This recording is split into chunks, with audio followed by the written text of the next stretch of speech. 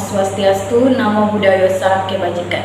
Perkenalkan, nama saya Humaida dengan NIM 24046033. Saya dari Prodi Pendidikan Sejarah, Fakultas Ilmu Sosial Universitas Negeri Padang. Baik, saya membuat video ini untuk memenuhi tugas mata kuliah yaitu Media dan Multimedia Pembelajaran Sejarah dengan dosen pengampu Ibu Hera Hastuti SPD MPD dan Ibu Rahmiati MPD. Baik, pembahasan kita pada kali ini yaitu mengenai kebangkitan bangsa Timur nasionalisme Asia. Ada beberapa poin yang akan kita bahas. Yang pertama ada latar belakang terjadinya kebangkitan bangsa Timur. Yang kedua yaitu pengertian dari nasionalisme. Dan yang ketiga, tokoh-tokoh yang memprakarsai sejarah kebangkitan bangsa Timur atau nasionalisme Asia. Baik, ketiga materi tersebut akan kita bahas dengan penampilan video sebagai berikut. Materi pertama yaitu latar belakang kebangkitan bangsa Timur atau nasionalisme Asia. Sekitar akhir abad ke-19 dan awal abad ke-20 terjadi perubahan besar dalam sistem ekonomi, sosial, dan budaya di Asia Timur. Hal ini disebabkan karena adanya imperialisme dan kolonialisme dari bangsa Barat, sehingga mendorong semangat nasionalisme dari bangsa-bangsa Timur untuk bebas dari penjajahan Barat.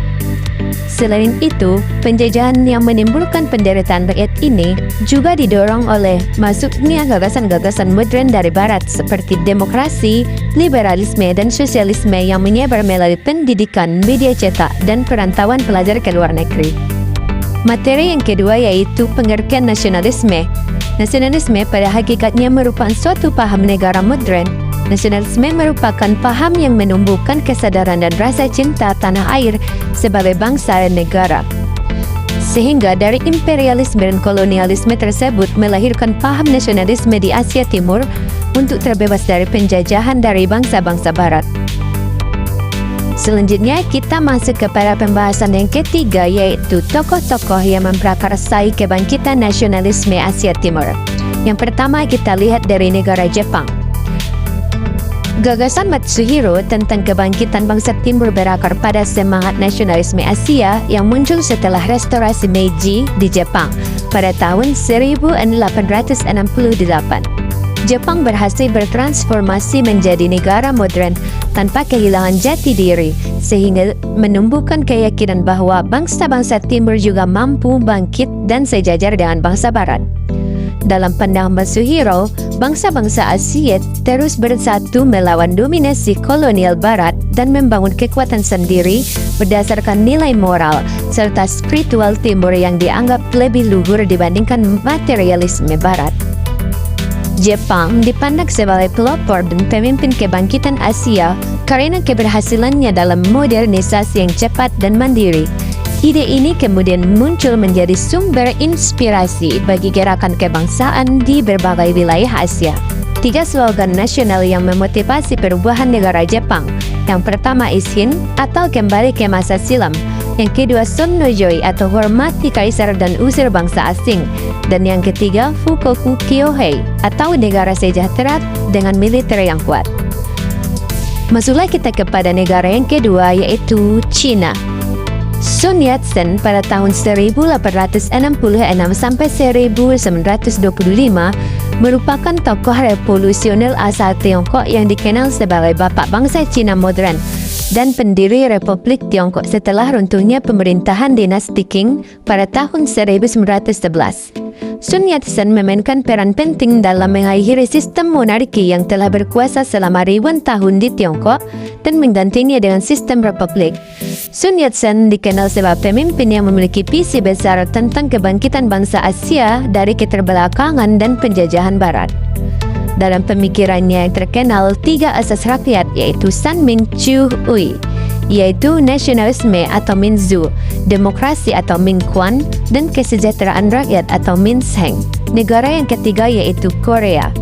An Chang-ho tahun 1878 sampai 1938 adalah salah satu tokoh pelopor pergerakan kemerdekaan Korea dari penjajahan Jepang dan dikenal juga dengan nama samaran yaitu Dosan.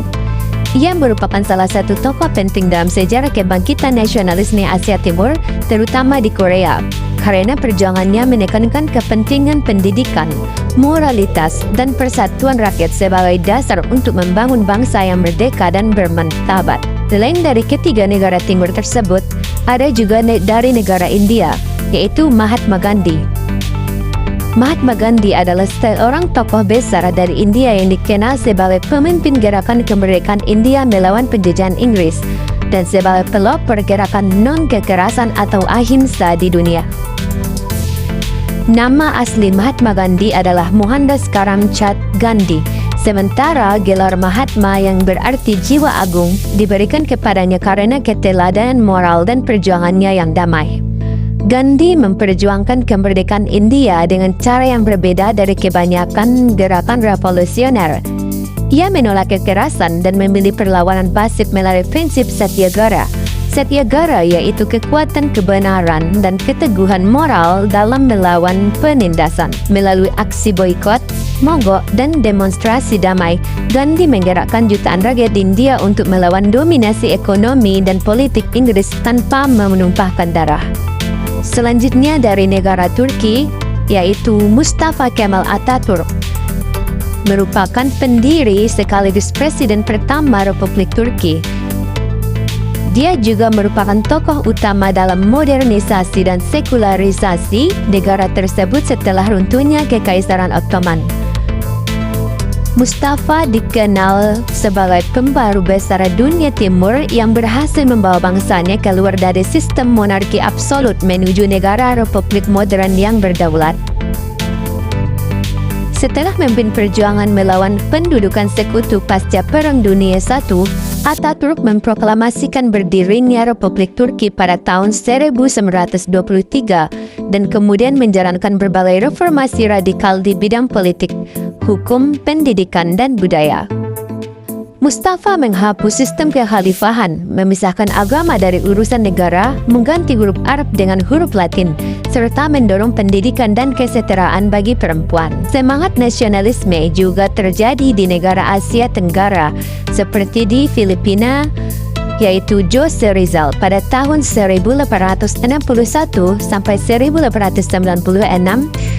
Jose Rizal merupakan pahlawan nasional Filipina yang dikenal sebagai pemikir, penulis, dan tokoh reformis yang memperjuangkan kemerdekaan bangsanya dari penjajahan Spanyol melalui jalur intelektual dan perlawanan tanpa kekerasan. Jose Rizal merupakan simbol kebangkitan nasional Filipina dan menjadi inspirasi bagi gerakan kemerdekaan di Asia Tenggara.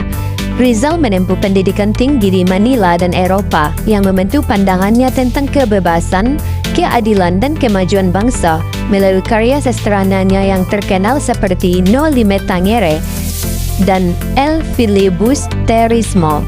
Ia dengan tajam mengkritik penindasan keserakahan dan ketidakadilan yang dilakukan pemerintah kolonial serta kaum rohaniawan Spanyol di Filipina.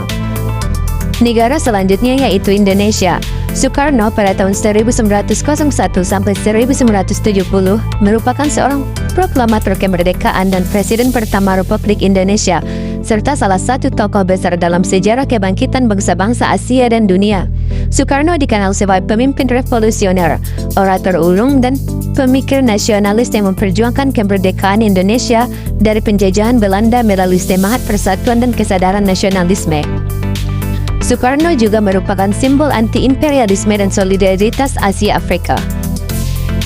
Ada juga organisasi kebangkitan nasionalisme di Indonesia. Yang pertama, organisasi Budi Utomo, merupakan organisasi modern pertama di Indonesia yang menjadi tonggak awal kebangkitan nasional. Didirikan pada 20 Mei 1908 oleh para pelajar Stopia di Batavia yang sekarang disebut dengan Jakarta. Organisasi ini dipelopori oleh Dr. Wahidin Sudirohusodo sebagai penggagas ide dan Dr. Sutomo bersama rekan-rekan mahasiswa sebagai pendiri. Tujuan organisasi ini adalah memajukan pendidikan, kebudayaan, dan kesejahteraan masyarakat pribumi. Organisasi yang kedua yaitu Indische Partits merupakan salah satu organisasi politik pertama di Indonesia yang secara terbuka memperjuangkan kemerdekaan dan persamaan hak bagi seluruh penduduk Hindia Belanda tanpa memandang ras atau asal-usul. Organisasi ini didirikan pada 25 Desember 1912 di Bandung oleh tokoh tiga serangkai yaitu Dawes Dekar atau Danu Dirja Setiabudi, Dr. Cipto Mangunkusumo, dan Ki Hajar Dewantara atau Suwardi Suryaningrat. Tujuan utamanya adalah menumbuhkan rasa nasionalisme dan memperjuangkan kemerdekaan Indonesia dari penjajahan Belanda.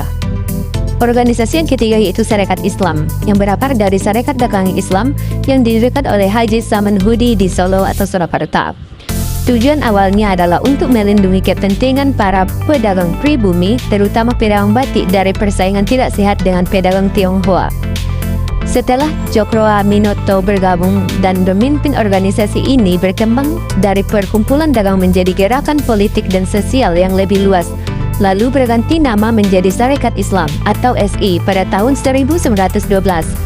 Tujuannya adalah menumbuhkan rasa persatuan dan kesadaran nasional dan mendorong perjuangan politik rakyat Indonesia.